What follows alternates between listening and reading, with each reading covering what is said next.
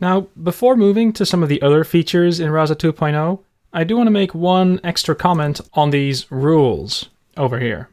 I've made a small change. What I've done is I've now said, well, this one rule that's asking for a hint, let's extend it such that first a user needs to give an intent, then we perform this action, and then if this intent happens, then we also perform this action. If I have a rule like this one and I now try to run Rasa train core, you'll notice that we get a pretty big error. I'll scroll down. But eventually it says, in big red letters, found rules that contain more than one user message.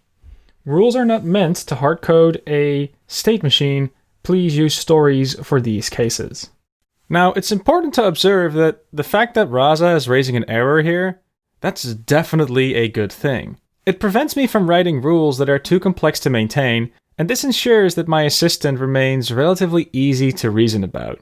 It's important to remind ourselves of this because if we try to handle the entire conversation using just rules, then we'd quickly find ourselves chasing down a rabbit hole.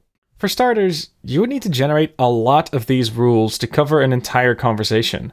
And what's worse is that if something unexpected were to happen, and we wanted to debug this, because we have lots of these rules, we would have to check a lot of these, and many of these rules would be very, very complex. The risk is that this might become very unmaintainable very quickly. So we have to remain careful, and the task of trying to generalize all of our stories is best handled by a machine learning system like the TED policy. So, instead of using rules for everything, it's probably best to use these rules for subtleties, edge cases, and maybe obvious scenarios where you want specific behavior to happen. There are large parts that we can indeed define in these rules, but we should also acknowledge that not everything needs to be a rule, especially when conversations get long. You don't want to put everything inside of one of these rules. If you end up using these rules though, there is also one other thing that you need to be at least slightly mindful of. So what I've now done is I've put back this ask for a hint rule the way it was. I then also made a change to my stories.yaml file, and I tried to retrain the entire system, but then I got an error, and this is another thing that you have to be aware of when you're using rules.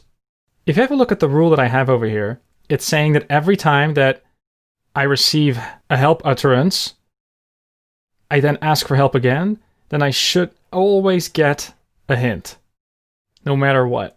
However, if I have a look at my stories.yaml file, after receiving utter help, asking for help once more, there's now a utter help listed here.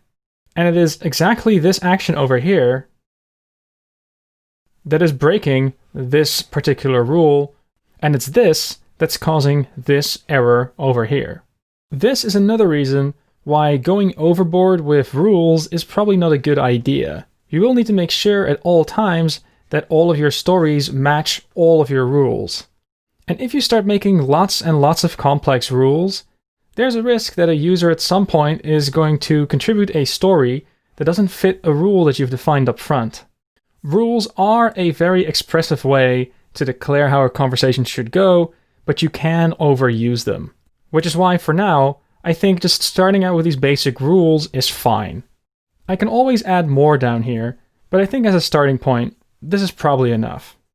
Now, besides these rules for dialogue management, there's another feature in Rasa 2.0 that will help us do something similar, but for entities.